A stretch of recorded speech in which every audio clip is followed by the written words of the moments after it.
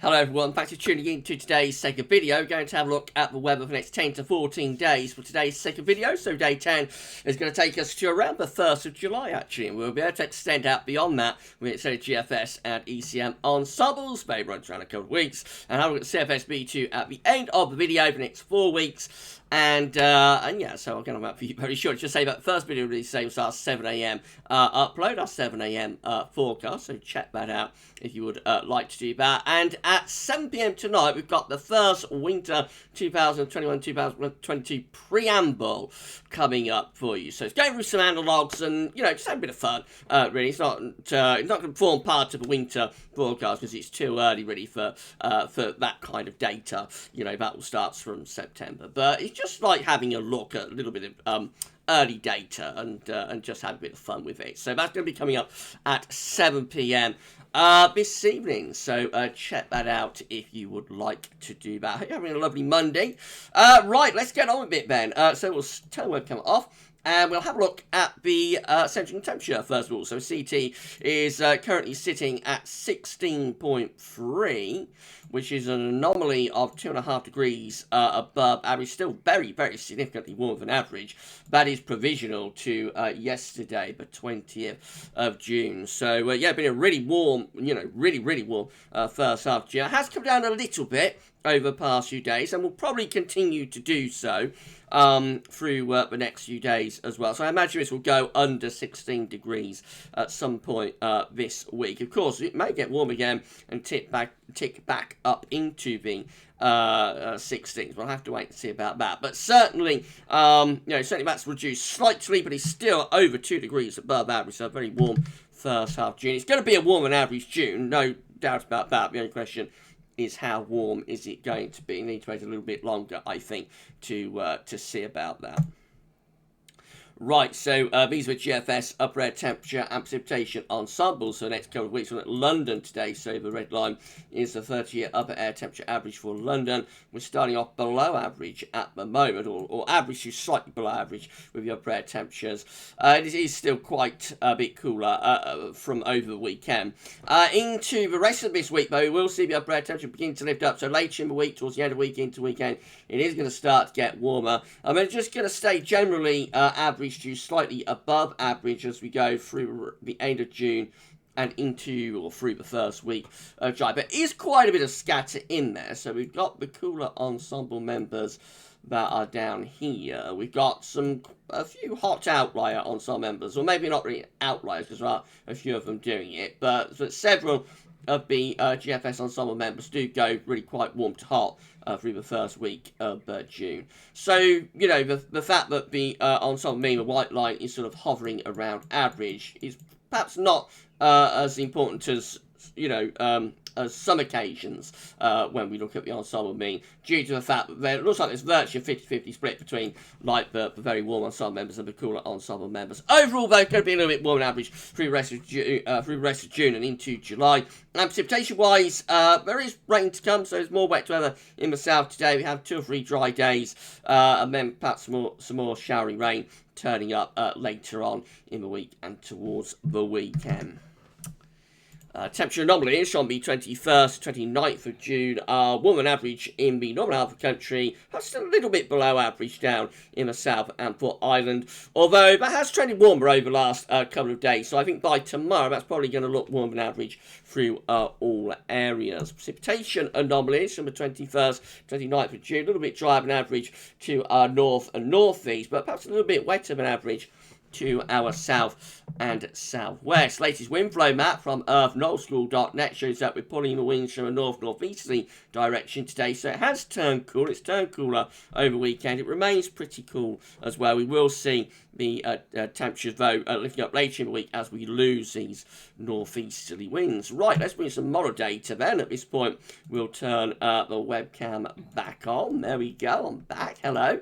Right, so this is how things are looking with the UK Met weather outlook for Thursday. So on Thursday, we're building up this ridge from the southwest. That's the Azores High ridging in. So there will be increasingly warm weather as we go into the second half of the week. Temperatures will start to lift up again. Could still be a little bit showery, though, especially for eastern parts of the country.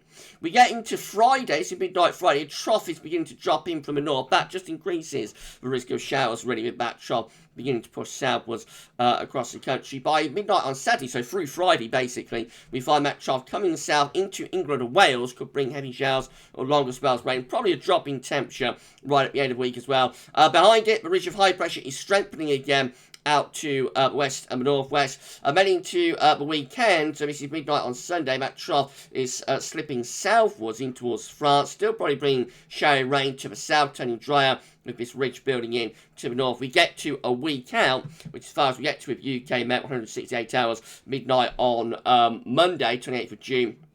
High pressure is through the north. Back low pressure, but sort of slips southwards, comes back north again, actually. So this could bring an increase in risk of thunder, maybe by like this time next week into southern parts of the country. That does look like a bit of a thundery area of low pressure that we have there.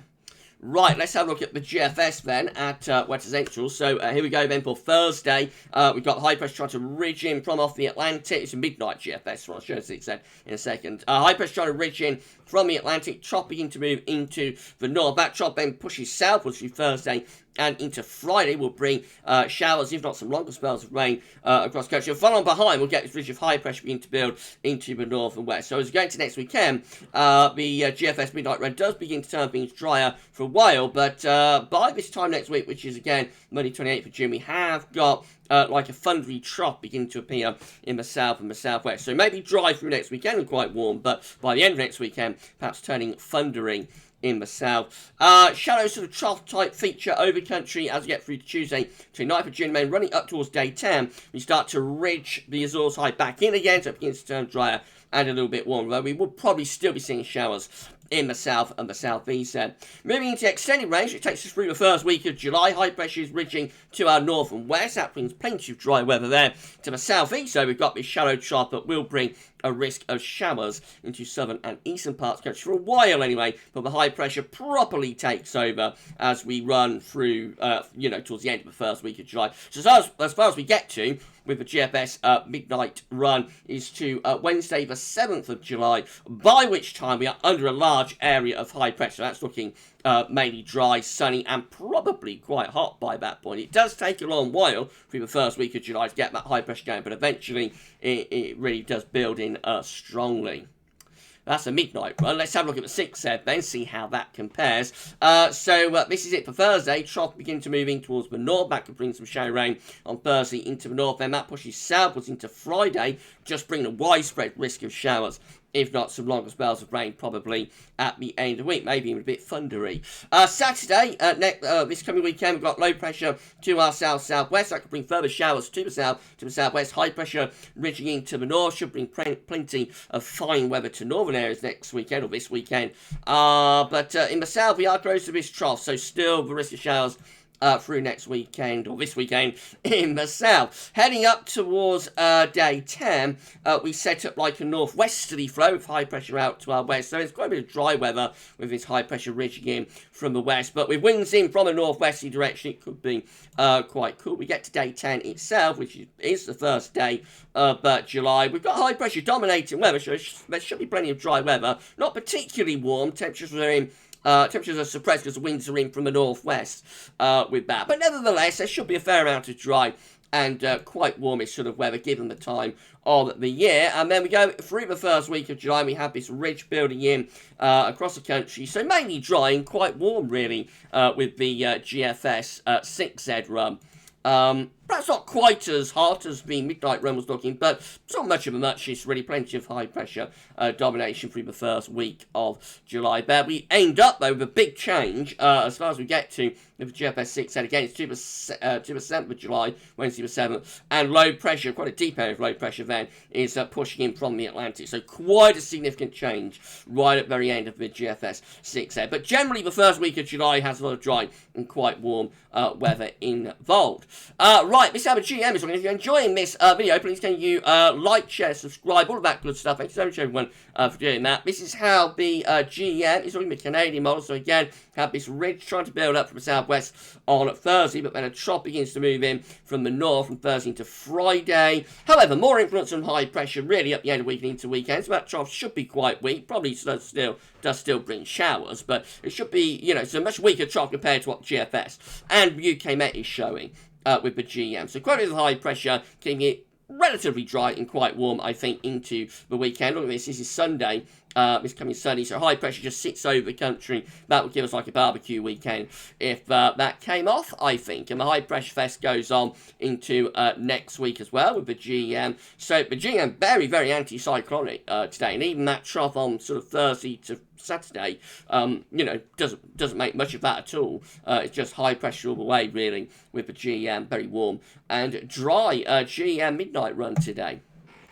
Let's see how the ECM compares. So again, on Thursday, we've got low pressure dropping into the north. Otherwise, a ridge is building up from the southwest, trying to bring fine weather. Friday, this trough is dropping south. Again, doesn't make quite as much of it as like the GFS is showing, and also the UK Met. But there is a trough dropping through the ridge as we go into the end week, which probably does bring a risk of showers, if nothing else. But still quite a bit of high pressure influences, really, at the end of the week and into the weekend, and increasingly so. So through the weekend, I think the emphasis is going to be on dry weather, if that's right, with quite a lot of sunshine as well. And then you know, go right up towards day 10, high pressure just dominates weather. So the GM and the ECM both singing from the same hymn sheet really today, which is high pressure well and truly in control through the weekend and into next week as well. So as far as we get to this day 10, which is Thursday the 1st of July, high pressure dominates. It'll be very warm, probably quite hot actually, and sunny if that comes off, and dry. Let's have a look at the precipitation forecast based on that ECM run from TomedShow.com. So we've got wet weather in the south at the moment. That's going to ease away over the next 24 hours or so. But some shower rain will come into the north and to the northwest. So there'll be wet weather in the far west and northwest. But most places will be dry, I think, as we go into the middle part of the week. Just a few showers perhaps breaking out later on in the week as it begins to get a bit warmer and that trough moves southwards. But the emphasis is on dry weather, and that dry weather carries on into the weekend as well. So yeah, barely any rain over weekend and into next week, day 10. We're under high pressure, so we're high and dry there, and also I would suspect very warm, if not quite hot. Right, let's have a look at the options on the table within the ECM ensembles for day 10 by the Icelandic Met Office and see how much support that ECM run has. So these are the options that we've got. On the 1st of July at day 10, we have 21 members of the ECM ensembles, including the control run, that has high pressure pretty much centred over the top of the country. And then we have 15 that has high pressure, again, pretty much centred over the top of the country. And then we've got 15 here that has low pressure dominating the weather to our north. So that's the minority option to be unsettled. The majority option, albeit slightly differing in the placement of the ridge, but the majority option by far, if we put the 21 together here with the 15 here, is for high pressure to be well and truly dominating for the first day of July, day 10. So it could be quite a hot start to July. In 2 weeks' time, these are the options that we've got. This will get us to the 6th of July. We have 14 members of the ECM ensembles with low pressure to our north, high pressure in the middle of the Atlantic, wind flow and jet streams on a northwest-southeast alignment. Could be a little bit unsettled with that, and a little bit cooler as well. 13 with high pressure reaching through the country up to Scandinavia and out into the Atlantic too. So that will be a mainly dry and warm, if not quite hot scenario.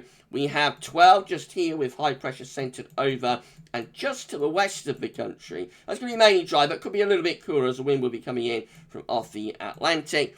And then another 12 down here has high pressure in the middle of the Atlantic. Low pressure is over Scandinavia and Northern Europe, and winds with that will be coming in from a northwesterly to northerly direction, so that would be quite cool and unsettled. So it is inconclusive as we go through the first week of July, as it has been. We've been talking about this in the videos and live streams over the past few days. You know, the first week of July causing all sorts of mayhem within the model output.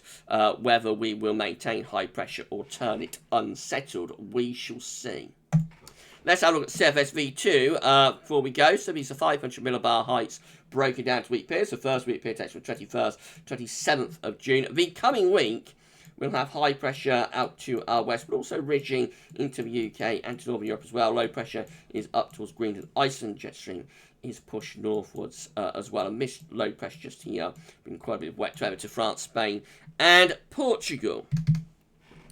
So then we go through to week 2. Now, the CFS is changing daily with its forecast, which is quite odd. Week 2 is the 28th of June to the 4th of July, again with high pressure centred over the country and out into the Atlantic and going into Northern Europe as well. So that, of course, that's like the opening days of July on a hot and dry, or a very warm anyway, and dry note with the CFS today. Yesterday, showing much cooler and more unsettled conditions, but like the opening days of July. So quite strange how the CFS is swinging wildly from day to day. Week 3 is the 5th to the 11th of July. The high pressure is over Scandinavia. Then we are weakening pressure a little bit to our south and southwest. That might be bringing up some thunder into the south and the southwest, but overall still quite a bit of high pressure, and still should be really warm as well, I would have thought. And then week 4 is going to be the 12th through to the 18th of July. The high pressure just recedes back a little bit in towards northern Scandinavia then, also in the middle of the Atlantic. So through here there's probably going to be some sort of shallow trough and a dip in the jet stream, I would have thought. Let's have a look at the temperature anomaly. So for week 1, the temperature anomaly in the coming week is below average, 21st, 27th of June. We have cooler than average temperatures, albeit as we go into later into the week, the temperature will be staging a recovery, I think. Week 2 is the 28th of June to 4th of July. That is warmer than average, quite significantly. So it's at least a degree warmer than average. Week 3 is also warmer than average, the 5th to the 11th of July, with above average temperatures. And then week 4, not as warm as it has been in weeks 2 and 3, but nevertheless still slightly above average, with the temperature only there from the 12th through to the 18th of July. Precipitation-wise, finally, so week 1 is relatively dry, 21st, 27th of June, relatively dry week coming up, especially for more northern areas. Week 2, 28th of June to the 4th of July, is also drier than normal. Week 3 has no particular signal. It's the 5th to the 11th of July. No particular signal for precipitation there. And no signal in week 4 either, which is the 12th through to the 18th of July. I reckon those 2 weeks could be getting a little bit more unsettled, though. And temperatures beginning to lower, perhaps, by the middle of July. After a very warm start. Right, if you enjoyed the video, then please can you like, share, subscribe. Thank you so much, everybody, doing that. Tell friends and family to give us a sub as well. That's great. Thank you so much for doing this. We have just hit, very exciting, 11.3k subscribers. So we're moving, you know, we're moving slowly but surely to our ultimate target, which is, of course, going to be 12k subscribers. But when we get to 12k subscribers, I do not know. But anyway, we've reached 11.3k. So I suppose the next sort of mini target is going to be 11.4k, isn't it? So we'll see how long that takes. Yeah, please give us a sub. Drop a comment after the before you check out our video, which I'm going to stop in a second. And let us know what you think about this and all of our videos. Thank you so much, everyone. Right, we're done then. So we're going to be back later on with our first Winter 2021-2022 preamble. So come back for that a little bit later on at 7 p.m. It's just a bit of fun, you know, and have a bit of a laugh and do a bit of a preamble for the winter. But for this one, that's all for now, and thanks for watching.